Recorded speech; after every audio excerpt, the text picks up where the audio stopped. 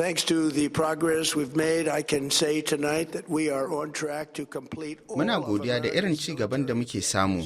Zan iya cewa nan ba da jimawa ba, Amurka ta kama hanyar kammala dukkanin manufofin soja da take son cimmawa. Za mu zafafa kai har-hare cikin makonni 2 zuwa 3 masu zuwa. Za mu tabbatar da mun mai da su baya inda suke. A halin yanzu ana ci gaba da tattaunawa. Ba ma neman sauyin tsarin shugabanci. Ba shi ne a gabanmu ba. Amma kuma an samu haka saboda dukkanin shugabanninsu na asali sun mutu. Sabon jagorancin nasu bai da tsatsauran ra'ayi kamar na baya.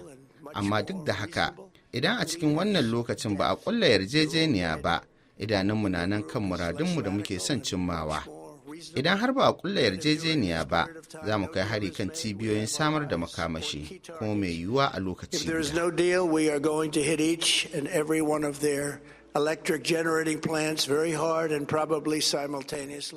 Labaran gaskiya daga GMN Hausa, tashar al'umma.